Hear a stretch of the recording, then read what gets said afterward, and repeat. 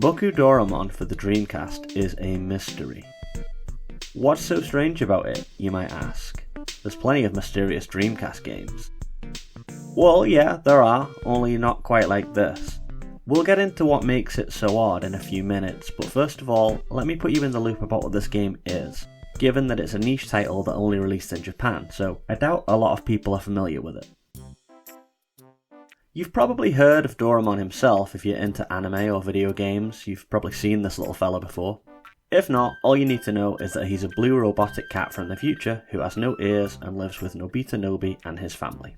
And here's the lad himself in a sort of isometric 2D, 3D minigame filled hangout sim on the Sega Dreamcast. Essentially, you play as Doraemon living with Nobita and his family and finding ways to help them with day-to-day life. There is a day and week cycle, and each day the layout of characters and the things that you can do varies up a little bit. It's got a pretty cool vibe, that's the first thing I'll say about it. I do love trundling around the house and the town, using Doraemon's propeller or doors to warp around and maybe meet other characters out in the world. So far, so good, right? Well, as I say, the game does have some pretty mysterious qualities, which we're going to get into later, so let me try and lay the groundwork for that a little bit here. You'll notice this nice town map with Nobita's house and the forest and the construction yard, etc. And this represents where we can travel to. However, you can't leave an area without pausing the game, which is the first sort of sus thing that you might notice. The first time I played the game, I got outside of Doraemon's house, walked to the end of the street, and then when it didn't give me an option to proceed into the next area, I assumed that was it. But no, you can warp around as mentioned, and in particular, I think this crossroads area is very interesting. It's quite barren in itself, but if you take a look, you can see the rest of the town is modelled to scale around it. Put a pin in that, we're going to come back to it later.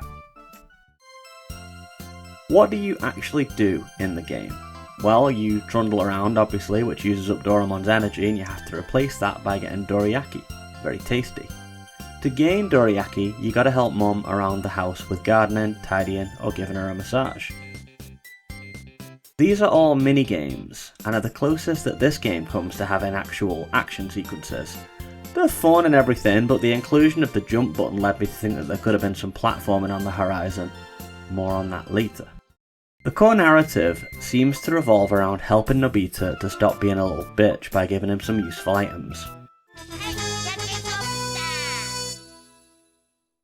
At the start of each week, he'll come to you with a problem and you're given a choice of 3 items to give to him. His icon in the top right of the screen here changes to indicate how much he liked your gift.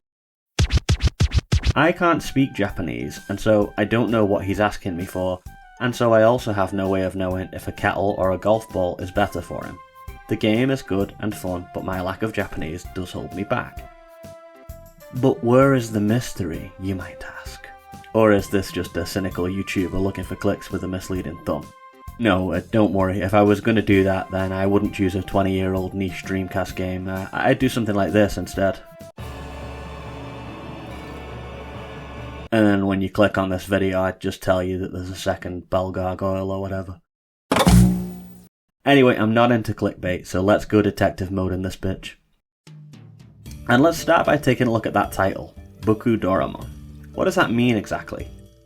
Well, if like me you're a game enjoyer who doesn't speak Japanese, it might remind you of another series which is seeing increase in popularity on the YouTubes, Boku no Natsuyasumi. Boku, from what I understand, is a relatively casual male pronoun introducing yourself as a good boy. So, my understanding of the title then, Boku Doraemon, is that it means something like, I am Doraemon. And also there's an implication that he's a good boy, which of course he is. Anyway, the title being Japanese is not mysterious, so let's move on. The best starting point to begin an investigation of weird old Dreamcast games is usually Dreamcast Junkyard. They tend to have the block locked on this stuff, and they've been poking around in these corners for far longer than I have. Now they do have an excellent review of this game, which I highly recommend. However, even they don't have all the answers I'm looking for. Which leads us to the first truly mysterious thing about this game, before we even get into the mechanics, which is the publisher. Sure, it's Sega, but it's Sega Toys, an imprint that focused mainly on board games and the like. Although, and I did learn this from Junkyard, they were also responsible for the longevity of the Sega Pico, including a wild Pokemon collaboration that far predates Nintendo's buyout of Sega. Sega Toys was founded when Sega acquired Yonezawa Toys, a large Japanese toy company. And they're still active to this day, albeit no longer producing software. Instead, they produce, you guessed it, toys for those arcade claw grab machines, and also household gadgets and gizmos like the Sega Homestar, and presumably also the Sega Homstar. They are not a company that we would typically associate with software outside of the titles on the Pico, which in itself was a kind of toy-like system. And yet they made 2 Dreamcast games, this being one of them. Very mysterious. Doraemon himself has had games before, sure, including fun platformers for the Mega Drive and the N64, but Sega Toys aren't making a platformer here. This is more of a life sim like Shenmue, replete with all the exploration and draw pulling that goes with it. Now, as you've likely seen, despite the interesting mechanics that were developed for exploring and discovering, well, there doesn't seem to be much to explore or discover. Was this just a lazy cash grab featuring a popular children's character? No, I don't think so. See, nothing about the way this game looks or feels seems lazy to me. Check it out, when we're in this forest area we got these little bugs buzzing around, or when we walk down this street we have the little leaf blowing to suggest a light breeze. I've played enough budget titles in my time to know that devs don't generally bother with cute little touches like this if they're just hawking shovelware.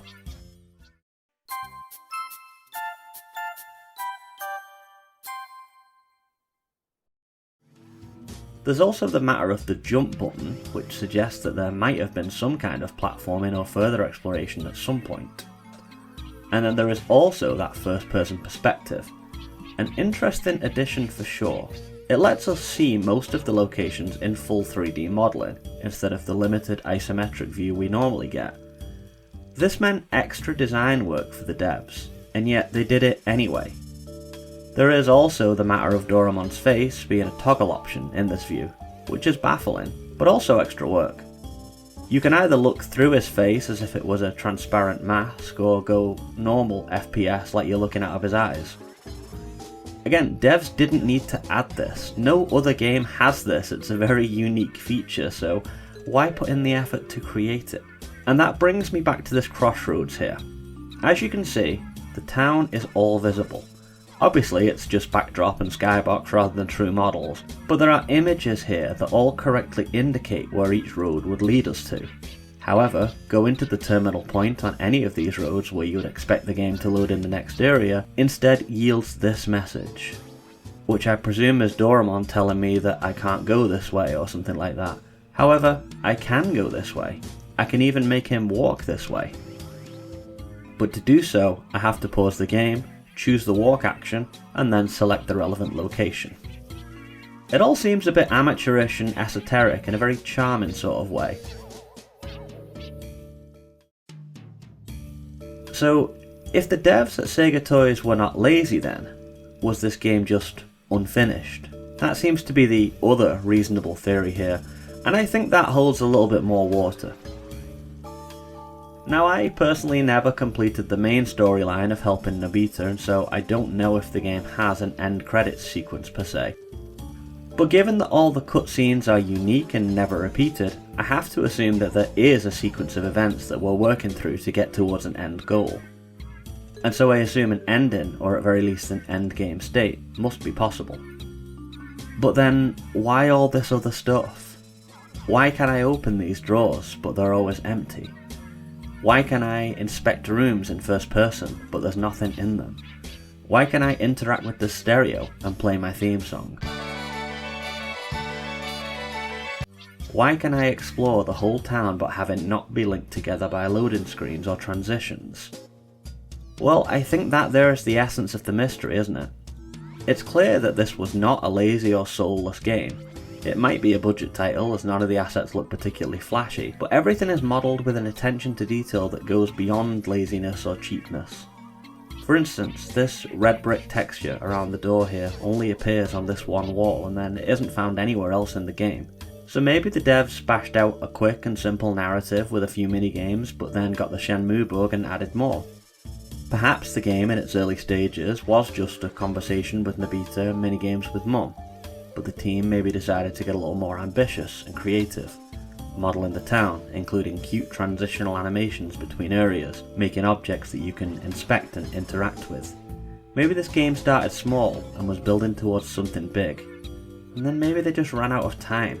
That's my working theory, and it's the best idea I've got right now. The devs maybe wanted to make Doraemon Shenmue, and Lord knows I want that instead of that bloody Story of Seasons tie-in. But unfortunately, they ran out of time or money before it got done.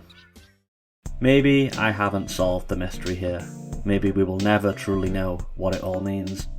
But I hope at least that you found it an interesting topic for discussion, as it's a charming game, and one that I would recommend for fans of Hangout vibes. On a side note, if you happen to have any further information or trivia on this, please drop it in the comments for us. Otherwise, please just hit the like, sub, bell and so on, and thank you very much for watching. I will see you in the next one.